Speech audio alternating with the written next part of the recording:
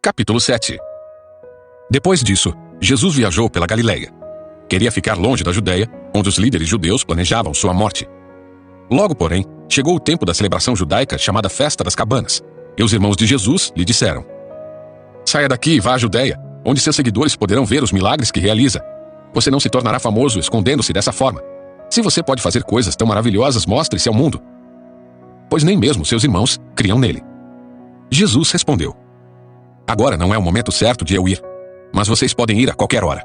O mundo não pode odiá-los, mas a mim ele odeia, pois eu o acuso de fazer o mal. Vão vocês. Eu ainda não irei a essa festa, pois meu tempo ainda não chegou." Tendo dito isso, permaneceu na Galileia. Contudo, depois que seus irmãos partiram para a festa, ele também foi, mas em segredo, permanecendo distante dos olhos do público. Os líderes judeus tentavam encontrá-lo na festa e perguntavam se alguém o tinha visto. Havia muita discussão a seu respeito entre as multidões. Alguns afirmavam: "Ele é um homem bom", enquanto outros diziam: "Ele não passa de um impostor que engana o povo." Mas ninguém tinha coragem de falar sobre ele em público, por medo dos líderes judeus. Então, na metade da festa, Jesus subiu ao templo e começou a ensinar. Os judeus que estavam ali ficaram admirados ao ouvi-lo. "Como ele sabe tanto sem ter estudado?" perguntavam. Jesus lhes respondeu: "Minha mensagem não vem de mim mesmo, vem daquele que me enviou. Quem quiser fazer a vontade de Deus saberá se meu ensino vem dele ou se fala por mim mesmo. Aquele que fala por si mesmo busca sua própria glória, mas quem procura honrar aquele que o enviou diz a verdade e não mentiras. Moisés lhes deu a lei, mas nenhum de vocês obedece a ela. Então por que procuram me matar?" A multidão respondeu: "Você está possuído por demônio. Quem procura matá-lo?" Jesus respondeu: "Eu fiz um milagre no sábado e vocês ficaram admirados. No entanto, vocês também trabalham no sábado quando obedecem à lei da circuncisão que Moisés lhes deu. Embora, na verdade, a circuncisão tenha começado com os patriarcas, muito antes da lei de Moisés. Pois se o tempo certo de circuncidar seu filho cai no sábado, vocês realizam a cerimônia, a fim de não quebrar a lei de Moisés. Então por que ficam indignados comigo pelo fato de eu curar um homem no sábado? Não julguem de acordo com as aparências, mas julguem de maneira justa." Alguns do povo, que moravam em Jerusalém, começaram a perguntar uns aos outros: "Não é este o homem a quem procuram matar? Aqui está ele, porém, falando em público e não lhe dizem coisa alguma.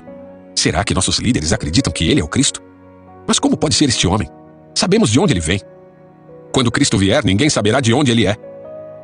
Enquanto ensinava no templo, Jesus disse em alta voz: "Sim, vocês me conhecem e sabem de onde eu venho.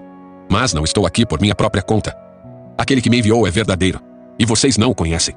Mas eu o conheço, porque venho dele e ele me enviou a vocês." Então, tentaram prendê-lo, mas ninguém pôs as mãos nele, porque ainda não havia chegado sua hora.